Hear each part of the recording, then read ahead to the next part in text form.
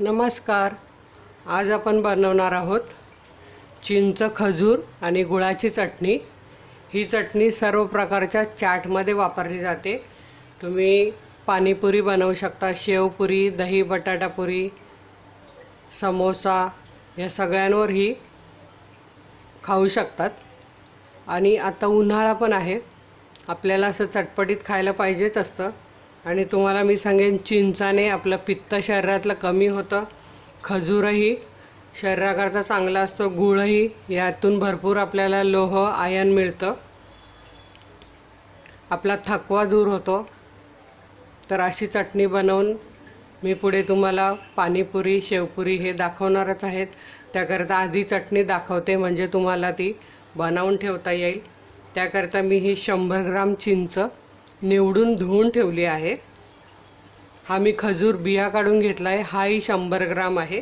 आणि गूळ 150 ग्राम घेतला आहे आणि हे चवीपुरतं मीठ घेतलं आहे। आता आपल्याला हे काय करायचं आहे, गरम पाण्यात एक उकळी आणायची आहे। याने काय होतं, उकळी आणल्यामुळे चिंचेमुळे खोकला येत नाही आणि ही चटणी फ्रीजमध्ये 8 दिवस टिकते। म्हणजे आपण एकदा ती बनवून ठेवली तर आपण असे बऱ्याच प्रकारे चाट बनवू शकतो आणि खाऊ शकतो, म्हणजे रोज रोज बनवायला नको। तर हे बघा, मी हे इथे पातेल्यात पाणी घेतलं आहे, त्यात आपल्याला हे सगळं घालून घ्यायचं आहे। हा खजूर 100 ग्राम, चिंच,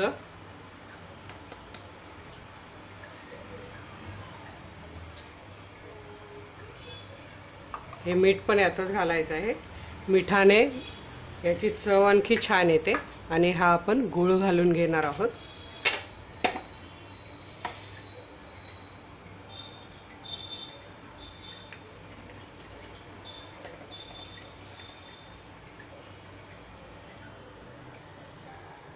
हे बघा, मी हे गॅस पेटवते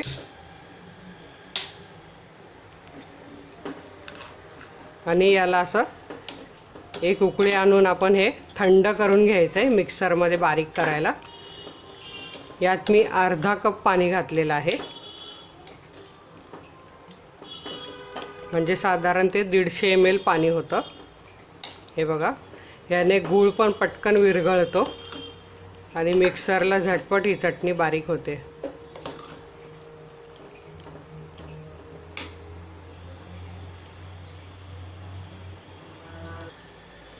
हे बघा, हे हलवत राहायचं आहे, नाही तर खाली लागेल ते स्टीलच्या पातेल्यात।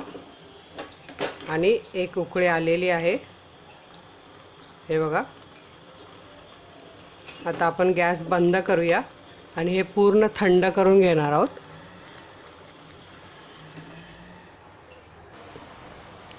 हे बघा, हे मिश्रण मी छान थंड करून घेतलं आहे। आता आपल्याला मिक्सरच्या भांड्यात घालून घ्यायचं आहे।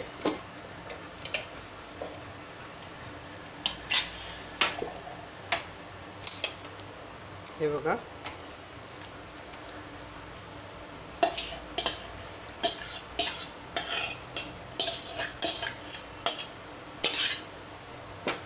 आता हे छान मी बारीक करून घेते। हे बघा, यात बारीक करताना पाणी लागणार आहे, कारण ते खूप घट्ट होणार आहे। तर मी हे पाणी पण घालणार आहे यात आणि छान पेस्ट करून घेणार आहे। हे बघा, अतिशय सुंदर बारीक झालेली आहे। गरम पाण्यात एकदम छान भिजली ती, त्यामुळे एकदम छान बारीक झालेली आहे। आता आपण ही या गाळणीने गाळून घेणार आहोत, म्हणजे त्यात काही चिंचेचे धागे वगैरे असतील तर ते वरतीच राहतील। हे बघा,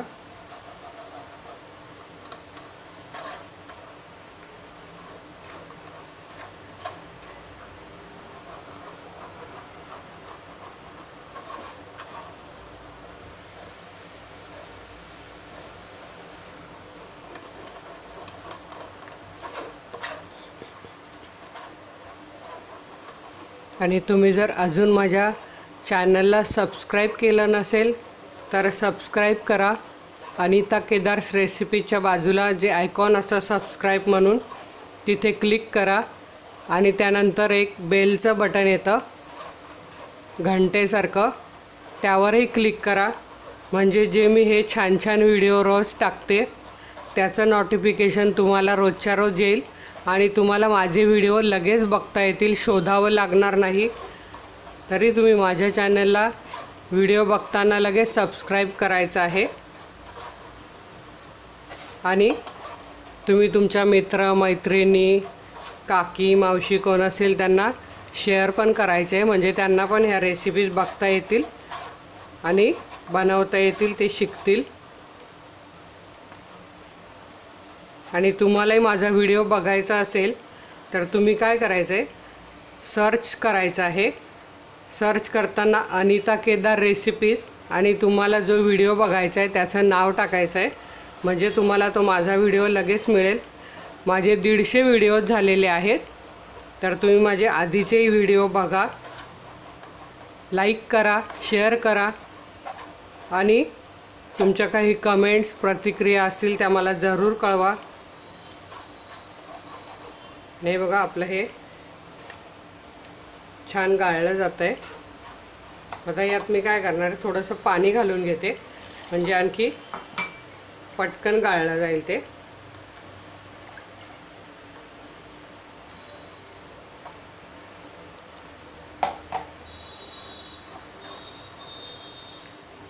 बघा, भरपूर चटणी झाली आहे.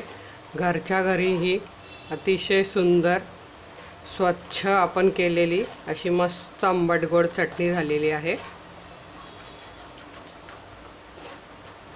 गाळल्यामुळे ती एकदम प्लेन, म्हणजे घशाला काही त्यातला धागा वगैरे चिकटणार नाही.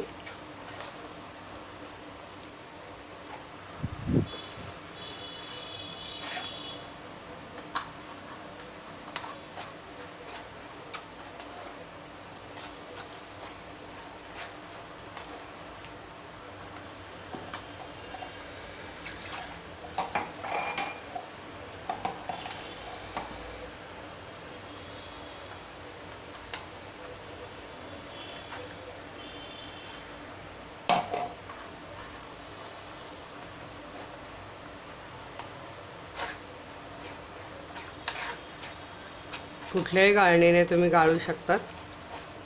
हे बघा कसं चिंचेचं, खजुराचं आतलं काही साल असेल तर तेही निघून आलंय.